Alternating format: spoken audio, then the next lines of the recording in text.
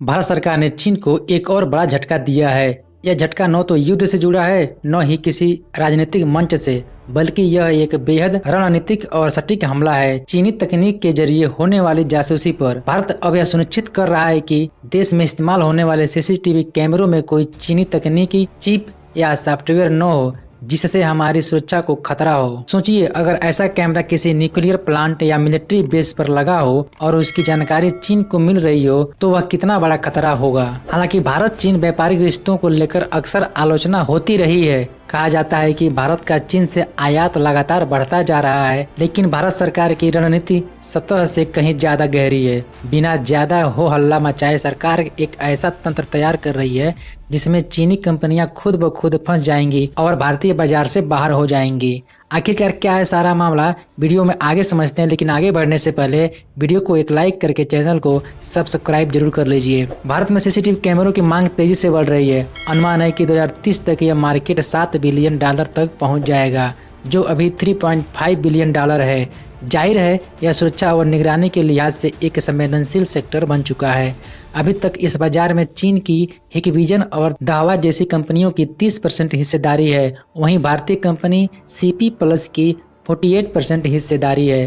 विशेषज्ञों का कहना है कि आज भी लगभग 80% कैमरा कंपोनेंट्स चीन से आते हैं। यही वह कमजोर कड़ी है जिससे चीन भारतीय सिस्टम में सेंध लगा सकता है। भारत सरकार ने अप्रैल 2025 से एक नई नीति लागू की है, जिसके तहत अब कोई भी सीसीटीवी कैमरा तभी भारत में बिक सकेगा जब वो भारत की सरकारी लैब में परीक्षण पास करेगा। चीन जैसी सीमावर्ती देशों की कंपनियों को अपने उपकरणों के साथ साथ निर्माण स्थलों की पूरी जानकारी देनी होगी। उदाहरण के लिए, Xiaomi को परीक्षण के लिए अपने चीन आधारित सप्लायर्स की जानकारी देनी थी, जो उसने नहीं दी। सरकार अब कंपनियों से कैमरे के सॉफ्टवेयर का सोर्स कोड भी मांग सकती है, खासकर तब जब वे वाईफाई जैसे सामान्य प्रोटोकॉल की बजाय अपने निजी सिस्टम का इस्तेमाल कर रही हो। हिकविजन, दाहवा, Xiaomi, मोटोरोला, हनवा जैसी सभी कंपनियों को भारत में बिक्री से पहले अपने कैमरे सरकारी लैब में परीक्षण के लिए जमा करने होंगे। यह नियम 9 अप्रैल से लागू हो चुका है। चीन की चिंता समझी जा सकती है, क्योंकि भारत अब वही कर रहा है जो अमेरिका, ब्रिटेन, ऑस्ट्रेलिया ने पहले ही कर दिया है। अमेरिका ने 2022 में हिकविजन और दाहवा पर राष्ट्रीय सुरक्षा कारणों से प्रतिबंध लगाया था। ब्रिटेन और ऑस्ट्रेलिया ने भी इन्हें बैन किया। अब भारत भी उसी दिशा में बढ़ रहा है और चीन इसे अपनी छवि और कारोबार के लिए बड़ा झटका मान रहा है। चीन की विदेश मंत्रालय ने कहा है कि भारत राष्ट्रीय सुरक्षा का बहाना बनाकर चीनी कंपनियों को बदनाम कर रहा है। 3 अप्रैल को भारत सरकार ने 17 घरेलू और विदेशी कैमरा निर्माताओं के साथ बैठक की। इसमें हनीवेल, बॉश, Xiaomi और मोटोरोला जैसी कंपनियां शामिल थी। कई कंपनियों के नियमों को सख्त बताया और कार्यान्वयन में समय मांगा, लेकिन भारत ने यह साफ कर दिया कि वे नियम राष्ट्रीय सुरक्षा से जुड़े हैं और इसमें कोई समझौता नहीं किया जाएगा। इन नए नियमों का असर दिखने लगा है। अप्रैल के बाद से सीसीटीवी कैमरों के रिटेल बिक्री में लगभग 50% की गिरावट आई है। कई दुकानदारों का कहना है कि सरकारी मंजूरी की प्रक्रिया धीमी है, जिससे स्टॉक में देरी हो रही है, लेकिन सरकार का उद्देश्य बहुत साफ है, सुरक्षा से कोई समझौता नहीं।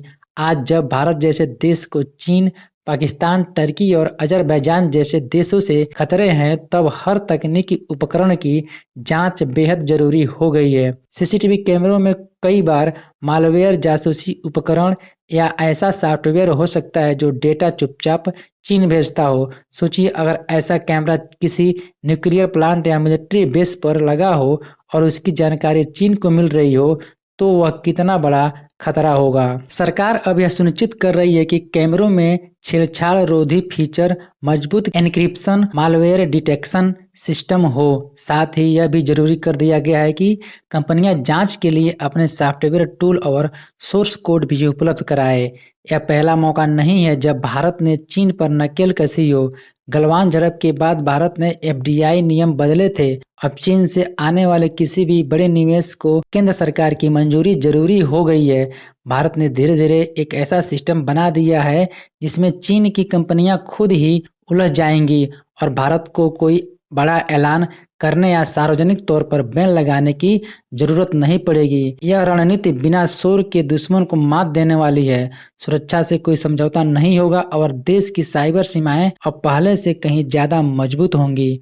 भारत का यह कदम आने वाले वर्षों में डिजिटल बॉर्डर सिक्योरिटी का एक नया मॉडल बन सकता है, जिससे न सिर्फ भारत बल्कि दूसरे देश भी सीख ले सकते हैं। भारत की foreign policy, defence news, economy और ग्लोबल अफेयर्स का सही एनालिसिस हमारे चैनल इंडियन अफेयर्स स्टडी का मिशन है और यह मिशन आपके सपोर्ट के बिना अधूरा है।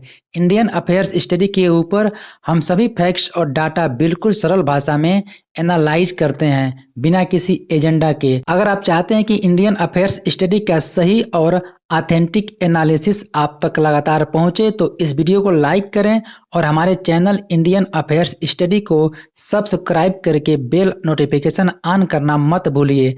आपका एक लाइक हमारे चैनल को ग्रो करने में काफी मदद करेगा और एक सब्सक्राइब यह सुनिश्चित करेगा कि आप किसी भी इम्पोर्टेंट अपडेट को मिस ना करें। अगर आपने हमारे चैनल को पहले से सब्सक्राइब किया है तो दिल से धन्यवाद। जय हिंद, वंदे मातरम।